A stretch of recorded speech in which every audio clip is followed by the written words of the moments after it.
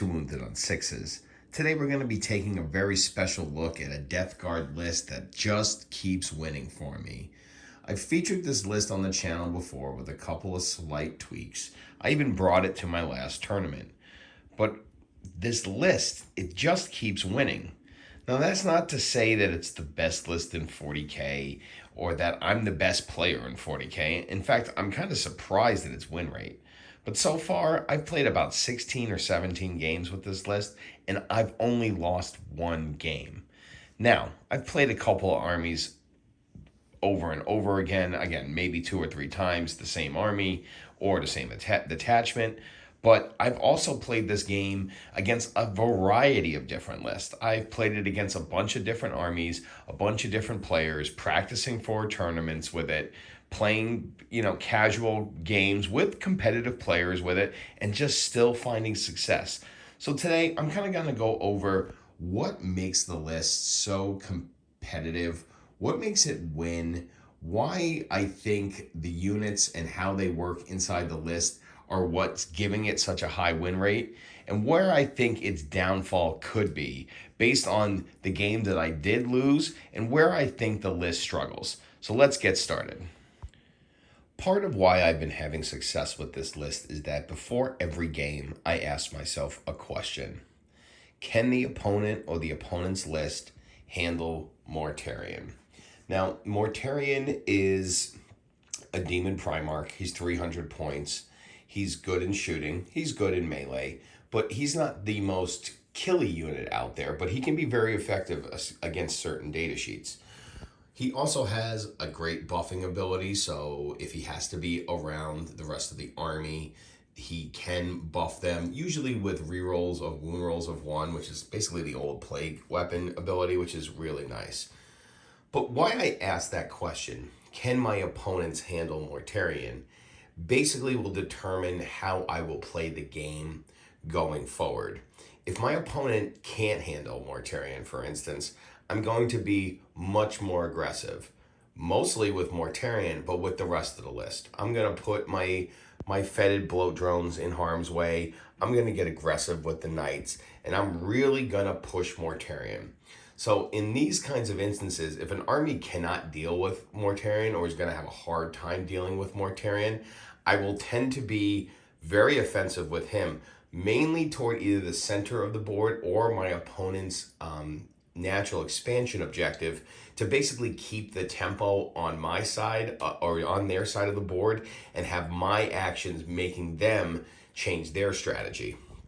However, if I'm playing an army that can handle Mortarion or has the kind of units that can either shoot him out of the sky or can beat him down in melee, then I'm going to tend to be a lot more cagey with the rest of the list. I'm not going to put things in harm's way. I'm going to look to try to play a trading type game where I hold down what I need to hold down to keep my primary and then basically move units out in a trading type of way, mostly for the center objective. And I'm not going to be very aggressive on pushing my opponent's natural expansion, because if they're able to deal with Mortarion, then they're most likely able to hurt the rest of my army, and I'm just going to need to be cagey. So before every game, asking myself that question, can my opponent deal with Mortarion? Does he have the firepower to shoot it down? Does he have a big giant scary thing that could beat him down in melee? I mean, he's 16 wounds, 2 up, 4 up, and a 5 up feel no pain, but I've seen, armies take him down, so he's not the easiest thing to take down, but with certain dedicated weapons, he can. Now, armies that I've played that usually can't deal with Mortarion are things like Eldar. They really, really struggle with Mortarion unless they can get a ton of bright lances on it or something on something like that. And even then, we just have to fail a bunch of 4-up saves for that to take place. But things like Tyranids, Drukhari, Admech, even Tau a little bit too. Again, because Tau's so reliant on shooting, if he can spike those 4-up invols, it's very difficult for the Tau to punch through on Mortarion. But armies that can deal with Mortarion are ones that have a crap ton of heavy dedicated firepower or have big scary things to match his big scarydom. Things like demons, Things like mechanized guard, tons of tanks and stuff like that. You know, they can just bring a lot of firepower to something like Mortarion. And also fast moving Marines lists tend to get around even the speed that we have for this Death Guard list. And, you know, if he can be concentrated down with like a Marine unit with a bunch of characters, Dark Angels, Blood Angels, things like that, they can really put a hurt on Mortarion quick, just because they can bring so much firepower to bear on him. Speed is another important characteristic of this list. A lot of people that I play this Death Guard list against expect to play a very slow moving Death Guard list that's just kind of tough and holding down primary. And yes, we do that. But this list is surprisingly fast, and a lot of it has to do with the package that you see on the screen right now. The 3 Foetid Bloat-drones, they all move 10. They're all only 90 points. They're fantastic trading pieces, but they're really quick, and they help to spread the contagion around the board very, very fast. And the Knights, the 2 Brigands move 12, and the Carnivore moves 14. I tend to always start all of my Knights on the board. A lot of people say to, you know, rapid ingress the Carnivore. And I may do that if I'm playing in a matchup, like I said, that where like I think the army can take care of Mortarion. I might think about bringing the Carnivore in rapid ingress, but most of the time I'm going to start them on the board because I really like the speed of these units. I mean, they can start the fight with the enemy while the rest of my slow-moving infantry makes its way to the fight. And when I say my slow-moving infantry, it's mostly going to be the Deathshroud Terminators there. But really, these guys can start the fight off really, really quick. They can get up and start taking objectives and forcing my opponent to come out into the middle of the board or my side of the board to take me off the objectives. They're not like sitting on the objectives waiting for me. We can get up in our opponent's face with these units, get on the objectives, and then hold them down and wait for our infantry to hit. The Knights can be super aggressive, especially the Carnivore. He's, you know, moves 14. He's got 12 wounds. He's T10. He can do a lot of damage on the attack.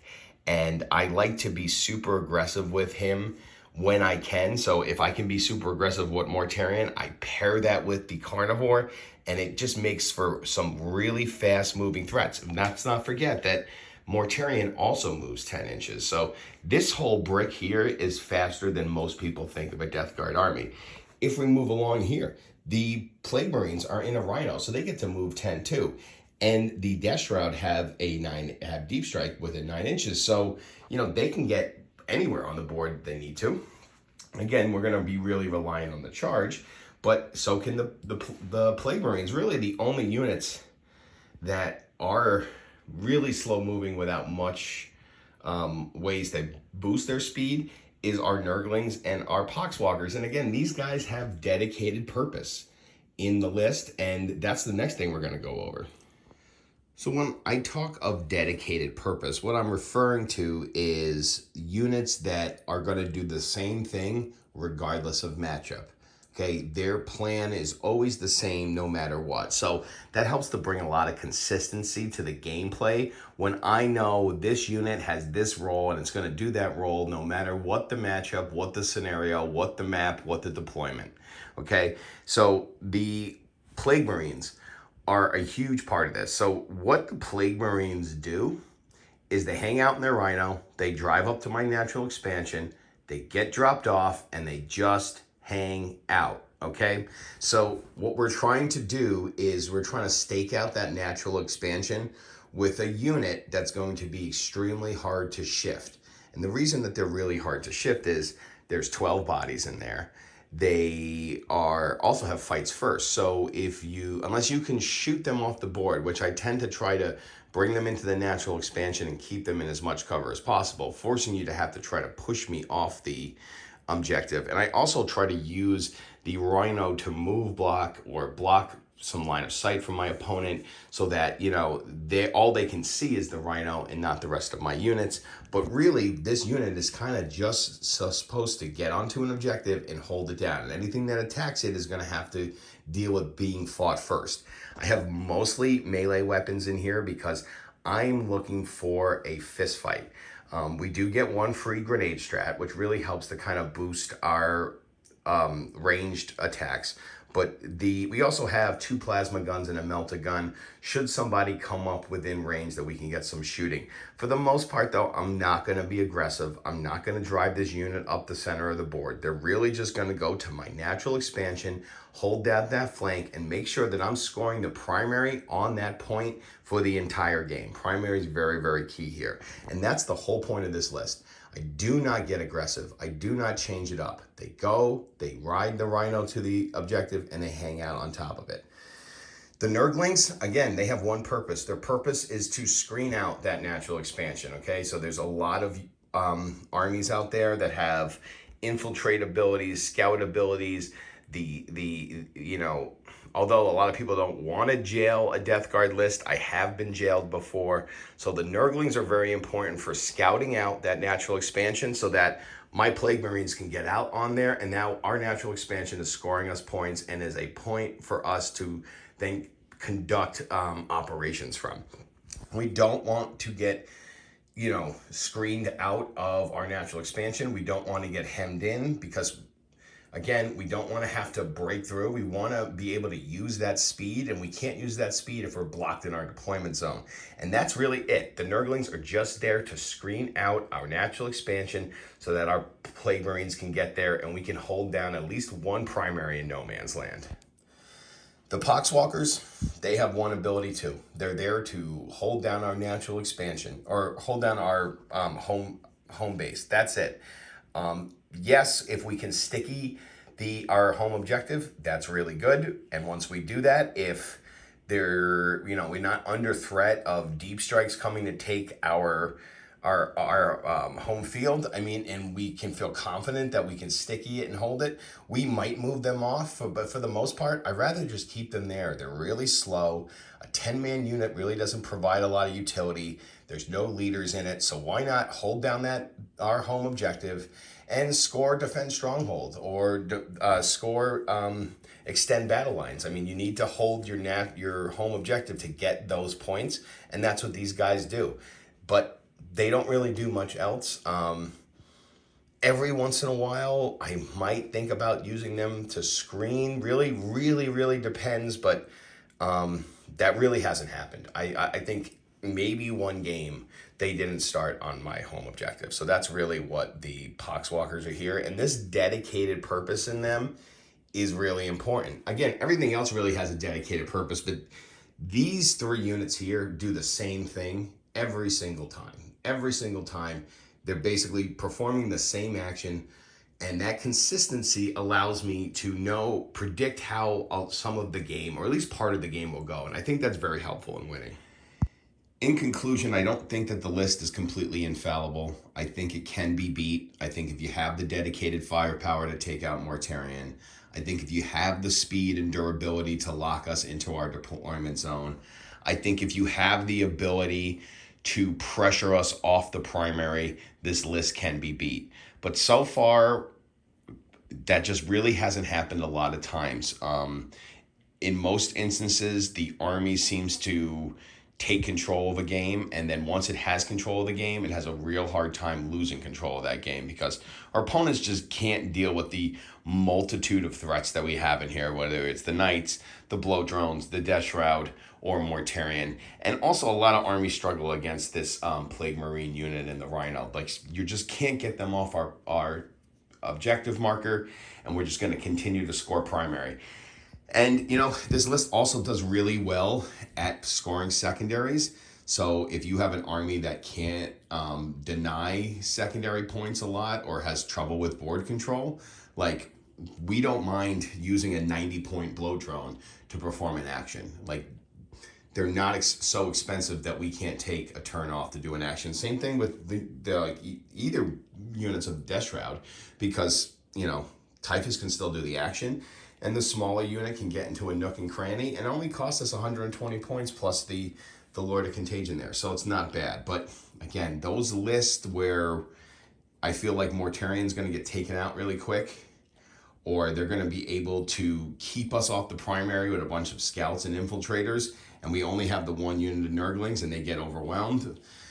Yeah, definitely. I can see units like Space Wolves giving us a hard time.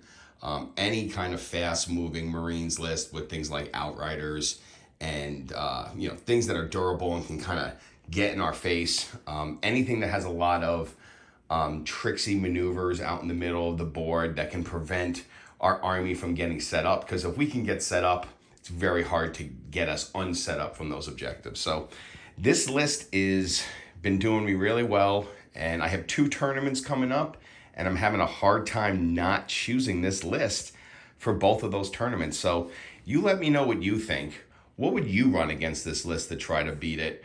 What would you add to try to improvement?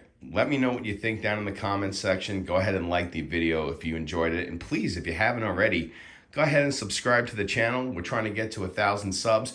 We're getting there super quick, and I want to thank everybody for coming back for more Wounded on Sixes.